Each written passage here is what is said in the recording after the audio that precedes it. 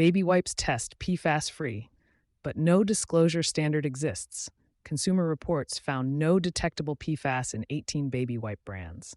The disclosure gap remains. Third-party testing produced a reassuring result for a high-frequency personal care product. What it also showed is that the result only exists because a nonprofit decided to look, not because any regulatory framework required the manufacturers to check.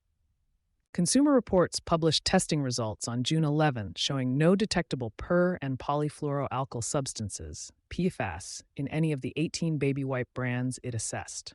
Using an EPA-validated testing method capable of detecting PFAS at concentrations as low as 2.3 nanograms per sample, the organization tested for 30 individual PFAS compounds across products including Huggies, Pampers, Kirkland Signature, Coterie, and store brand options from Amazon and Walmart. None returned a positive detection. The 30 compounds tested represent those most commonly found in consumer products and most associated with documented health risks.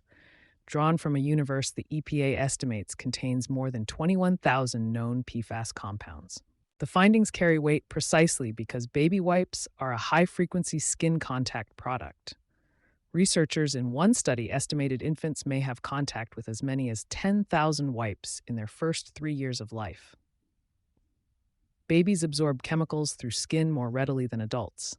Their skin is estimated to be 20 to 30% thinner, and their higher surface area to body weight ratio amplifies exposure relative to body mass.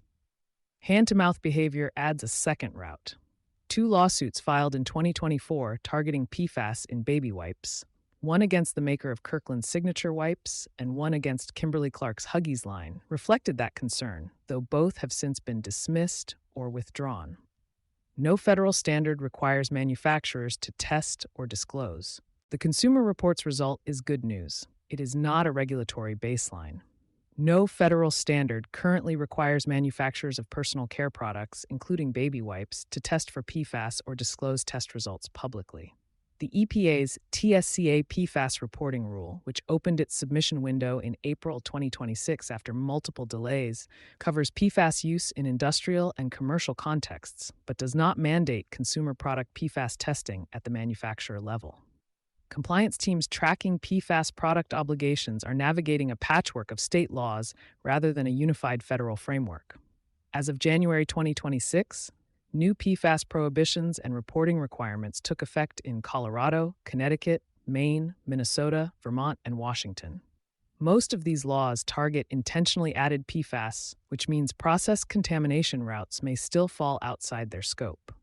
The process contamination problem is what state bans don't fully address. State bans on intentionally added PFAS have been accelerating. Illinois enacted a broad PFAS ban covering cookware, cosmetics, children's products, personal care items, and food packaging, effective in 2026.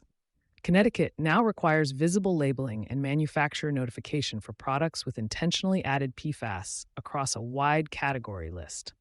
But PFAS in personal care products does not always arrive through intentional addition. It can enter as a processing aid during manufacturing, through contaminated raw materials, or via supplier inputs that manufacturers may not independently test.